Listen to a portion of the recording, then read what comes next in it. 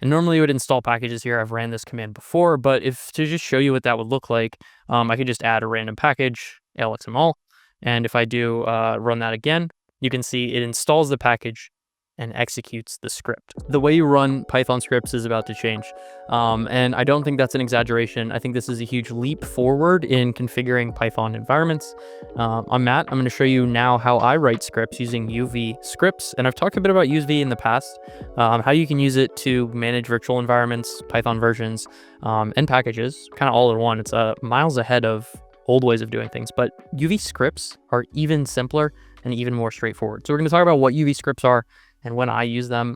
In front of me, I have a file, Matt script.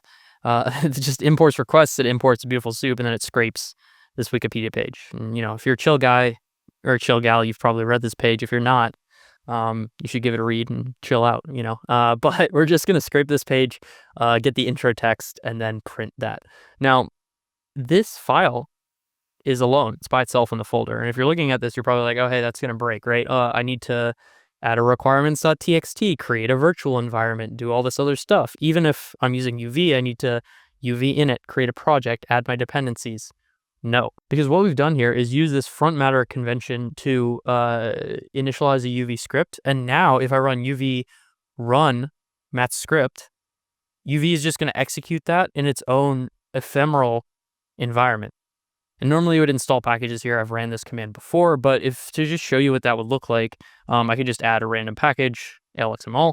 And if I do run that again, you can see it installs the package and executes the script. So alone in this folder as a standalone Python file, I can execute this in its own ephemeral virtual environment. What does that mean? It means that you don't have to configure separate virtual environments for each Python project anymore. You could have a directory of scripts that use UV scripts in this way, and you can execute all of those files without creating additional virtual environments, without having to worry about package dependencies or like all of the headaches that come with creating environments or different folders, right? You could have your own directory of just scripts.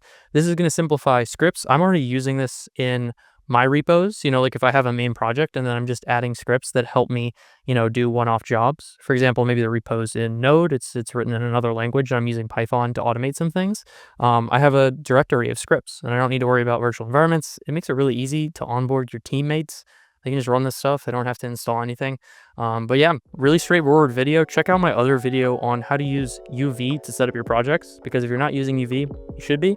This is the next step in scripts. I think this is just going to make running Python scripts a hell of a lot easier for a lot of folks. And it's also exciting because once people start building on top of this, once applications start leveraging UV scripts, I would imagine that we're going to see a lot more powerful workflows as well. But again, I'm Matt. This is how you can use UV scripts to kind of slim down your script workflows, make your life a little bit easier.